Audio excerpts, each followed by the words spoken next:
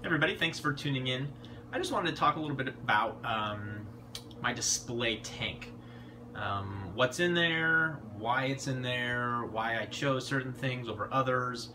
Talk about live rock, live sand, dry live rock versus wet live rock versus Fiji rock versus reef saver, so on and so forth. What kind of sand, deep sand bed, shallow sand bed, no sand bed, pros and cons, all that kind of stuff.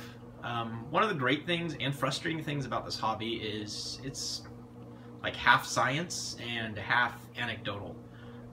For those who've been doing it, you could look up any topic, look up DSBs or live versus dry rock, and people feel very strongly one way or another, and there's pros and cons to everything.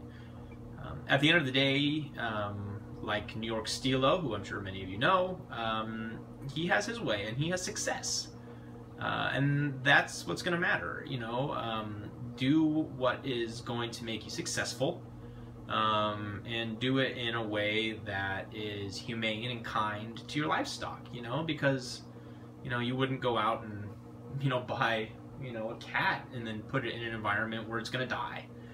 So you owe it to yourself, you owe it to the hobby, you owe it to these animals to really take care of them and to do your research. So anyway, so let's kind of talk about what I did here. After much debate, I decided to go with dry live rock, reef saver live rock, and I went back and forth on this forever. Whether or not I should get live rock, like Fiji rock that's air shipped in. There's so many good microfauna, worms are going to be in there, nitrifying, denitrifying, bacteria.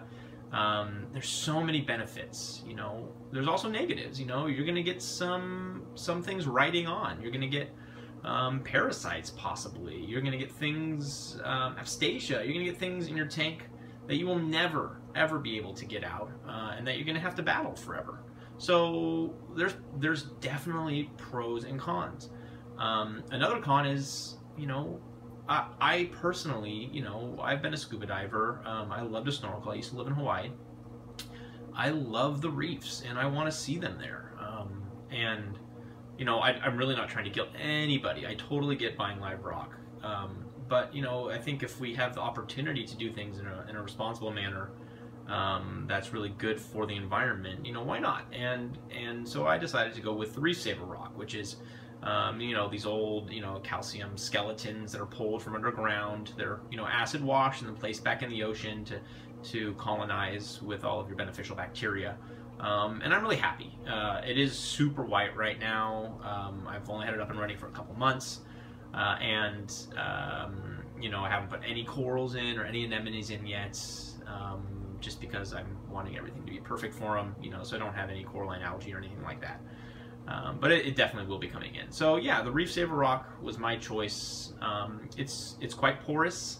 It came to me, and I did cycle it for a month. Although, to be honest, I don't think I needed to cycle it because I tested my water frequently. I had it in some dark trash cans with good circulation and salt water, and I never detected any ammonia, any nitrates, nothing. So I really don't think there was any matter to decay on these rocks. I'm glad I did it anyways. Just better to be safe than sorry. Yeah, I bought 50 pounds, which is a ton.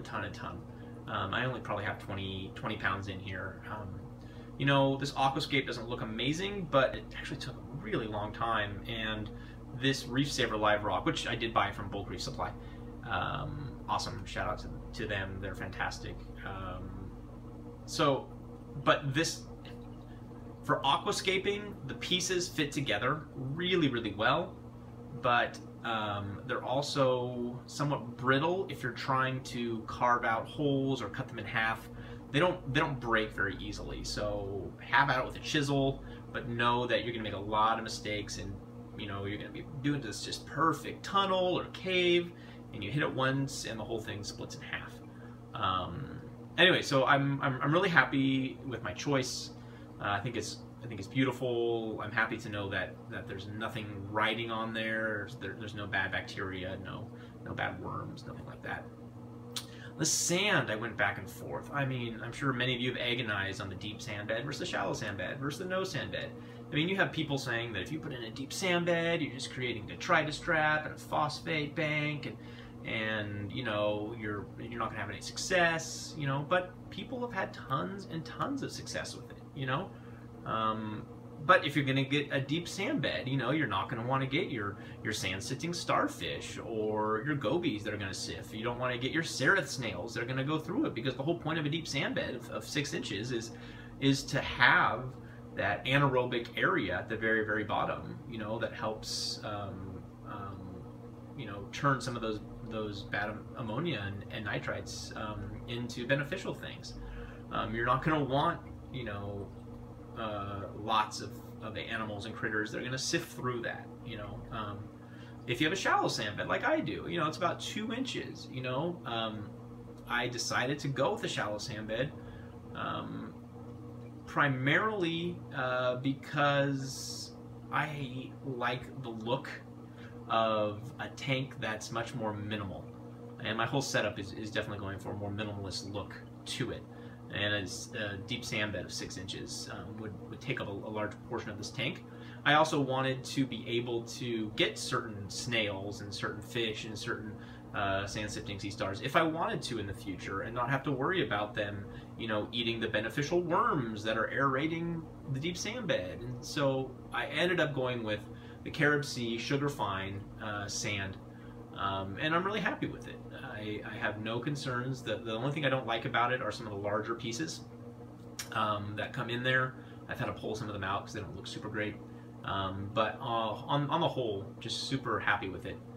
I do have Red Sea sea salt, not the Coral Pro, which I'm going to upgrade to next time, because the alkalinity, calcium, and magnesium levels on just the regular Red Sea salt are a bit low, especially for a reef tank, which mine will become.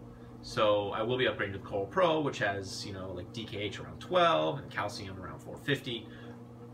Just overall a lot better.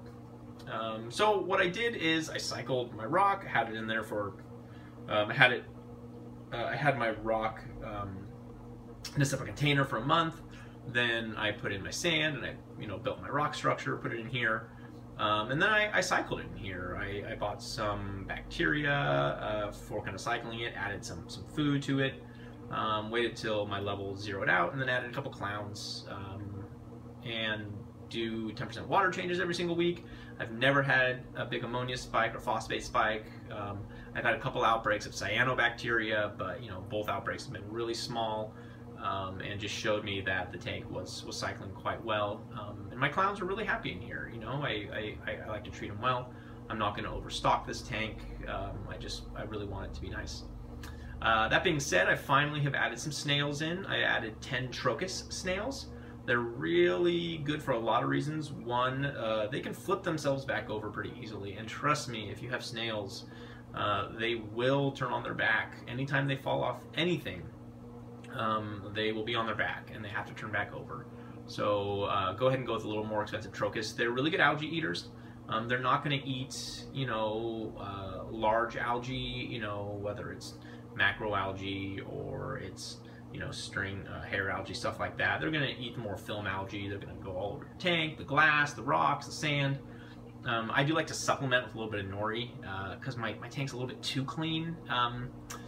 I'm kind of anal about cleaning and about filtration, so I like to make sure that they're well fed. And so you'll see them on my little nori that I put on the side sometime, and they seem to be pretty happy with that. Yeah, absolutely. The other thing is, if you're going to get snails, you know, probably don't get certain fish or certain things like hermit crabs. You know, your hermit crabs are going to eat the snails and take their shells, you know, so you got to be really cognizant of what you're putting in, why you're putting it in, and what your vision is for the future of the tank. So yeah, I have about 10. This is a 43-gallon tank. It's 33 upstairs, 10 in the sump. And I have about 10 to 11 Trochus snails. Just super happy with them. Super beautiful to watch them at night under the blue moonlights. But then I also wanted something to kind of stir the sand bed. And honestly, a sand-sitting sea star isn't going to probably survive in here because there's not much food in here. So I decided to go with some Sareth snails. They're kind of those long, skinny ones, and they're awesome. You know, they come out at nighttime and feed, and during the day they crawl under, and they kind of keep everything stirred up, so that all that nitrate gas can really just off gas into the system, and you know that there aren't any pockets of hydrogen sulfide or things like that, which are obviously very, very bad for your tank. So let me just take you in a little bit closer and kind of show you the tank. You can see up here there are the Trochus Snails. They kind of just chill out during the day. You know, they like to hang around the power head. A lot of them will chill out on the sand themselves, sifting the cyano and things like that. I like to keep the front and one side clean, but I leave one side in the back for algae for them. See if you can see my clowns. Both my clowns really like to hang out in the back. That's kind of their host anemone there. You can see the Trochus Snails really like to kind of hide from the light during the day, so they hide up in the corners. But they're kind of all over, you know. They like to crawl over my rocks. Really beautiful to watch. I don't see any Ceriths in here right now. I'm sorry. They must all be hiding underground somewhere. But yeah, that's kind of why I chose what I did regarding my MP10. I don't have it on a wave. I just have it on kind of a random cycle, you know, so that the tank experiences all sorts of different flows throughout the day. I also don't want to have water splash out of my tank. Anyway, I hope you like this video. If you have any questions about deep sand beds versus shallow sand beds, what kind of live rock you should get, how to go about planning your system, so on and so forth, please hit me up. I love talking about the hobby, and since you're watching the video, I'm sure you love this hobby too. Anyway, take care everybody. Have a great day.